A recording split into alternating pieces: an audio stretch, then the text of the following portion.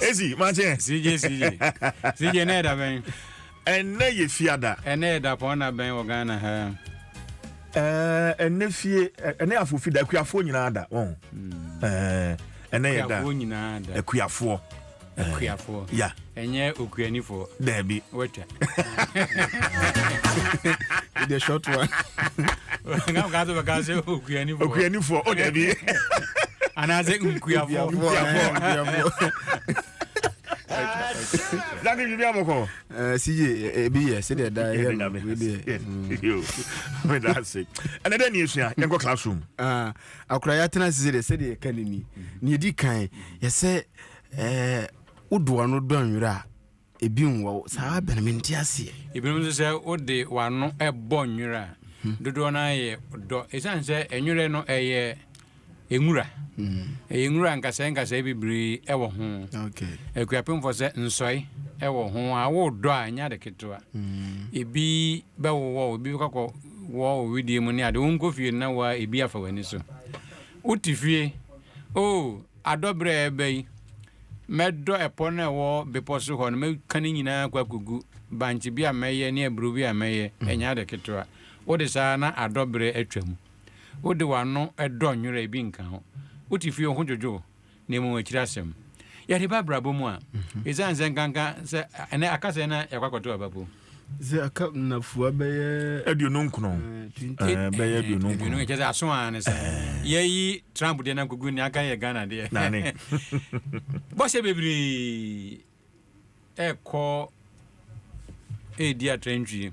Ye beye we meye train kwan efiri akopem ha mede epo ebe free enkran akogumase mema obia free chop money utifie na anya dwuma kra betua ai se na ode wano edo nwure no ebi nkan na emom no biribia wo na fofida a day of reckoning and when the clock has 10 full cycle e brebe ba kuntabu beba ho na ebi hu no kra ewo mu wode wano edo nwura ebi nkan na emom akirasem.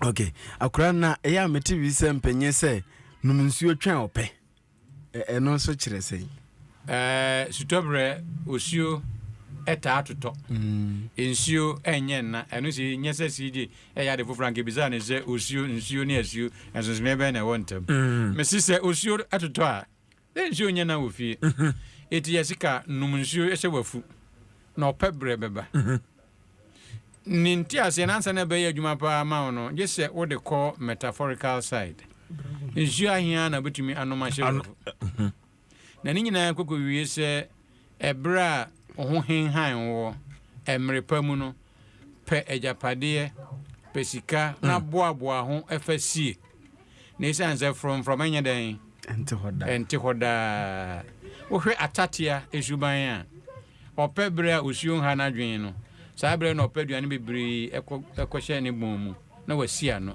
onzo ni se sutobre na ne ho kire no oda sani so fakasia no sutobre na woyi mfu ne ade eyi fa sabre no epe ne mapa fasie esanse mre edi adanidane. Okay, na akukọ ento obedwam akukọ ento obedwam enye bribia na yede tudwa enye bribia na ye kana bonten ensem ni bo ho ye ofitie mu asem ahoho ho abusua data ni nyina wo ho no ye nka ni nyina ema entu ase ebi ho ye kan fitie mu last ni ye ka se openi odue den mate nsusu mante okwan bi so no ni yonko kakra ni saabe akukọ ntu bedwam ampa nsusu abo akukọ se wo hwehwe ni yie na ne ho ehenhan ne kakra ne ade a wa ope baabi ma na obeto ana se okwan na okope baabi a asumdwie ho baabi a wetumi akora ne kosua na wato na nya bonti na kokoto saa so nipa brabom ade ehu hia opa ade esombo pa no omfa ento edaja ommono asawra ma obia ensunsan no entino asre ne de ben abasa na openyin bi asem o kan wo say ento wada na mentiase ento wada asem no bi ento wada uhu sare etie utimi kura eti ofi anaasɛ utimi eti mantwe ati nkwankwa anu na wo kane a wo pɛ na sɛ yɛsɛ etua onyonko a asɛ ne etua dua bi mu na mo etua onkasa wudi mu a na hu nsonsunu yɛ ɛwɔ mu asɛm no nyanto yɛ ɔhaw no nyanto yɛ akwansidie no nyamma wakwan mu yɛ utimi da mani yie na emom sɛ wo pa na gina wabobo no anaasɛ aba wakwan mu a wobɛhu sɛ anadwi man okoda a wonna sana baba no tie okay na ba ko se yɛ ɔsɛ matwa poma ma na asɛ metenten so hwɛ poma pa sɛ ne poma ɛte a usoni ti na wodi asi hɔ aya na usisi level it is a kokoba se afi poma no ware akyɛn ho a na entwa yie English ni sɛ enye normal wasere ene wonantu ne wona sɛ yɛkɛse wasere ne sɛ yɛkɛse kyɛn wona kokoba se afi wonantu ya yɛkɛse akyɛn wasere na yare o something is wrong nti ni nua bani nua ne sɛ anantuo yɛkɛse kyɛn zrɛ bɛ na yare abam sɛ opoma o wode won sɛ siso de mia form na wode balance wo ho no sɛ kokoba se afi poma no mo ayɛ tintin akyɛn ho a na yare na sɛ eba ne sɛ wontimi fa nante enye normal na ɛyɛ metate nneɛma miuni mente aseɛ kwan bɔne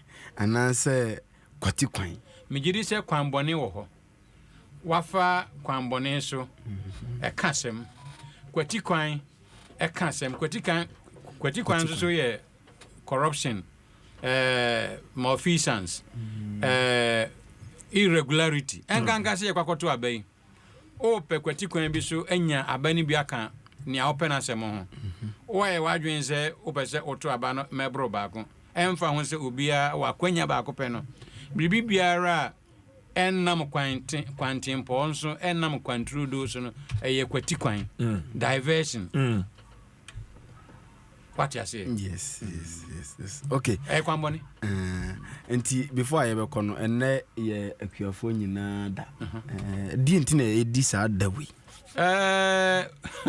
obia watching kompa na edaduana no kwapo Yesu Kristo na ye aduane ho hia pa obi wo hɔ a atade ba ko wotimi na nante na so da bia sɛ odidi menyini kura sɛ otipansi watching komba sɛ emprenum prensa esa akuafo afarefo dwuma a wo mu di no sononko wo odasania brabo mu enuro ne ade nyina fakase efiri nnua ene enuanuro food mu enti no am sɛ Jerry Rawlings PNDC time ni di kampa di no osino ewo Eastern region today is go say yemfa bon aba so yemfa nhyɛ wonkran na yem ntimi nya ahoɔden ne opepa ene ya hosepento onyuma nso nti ene sɛdeɛ kano ni yetia akuafo nyina wo akyirikyiri benche no ne ade ne won wo school yɛhyɛ wonkran sɛ kuadwuma nya asotwe adwuma papa efiri Adam adwuma papa bi afiri asafo Yehova yemma obiara afiri Shiapa we so de ka kuafo da idea me ame papa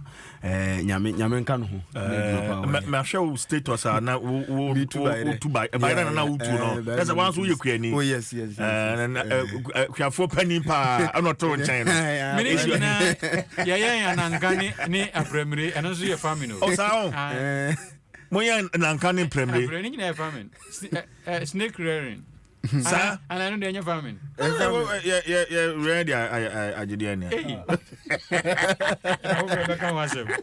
Sɛdeɛ kano de nyame adom adwada. That's right.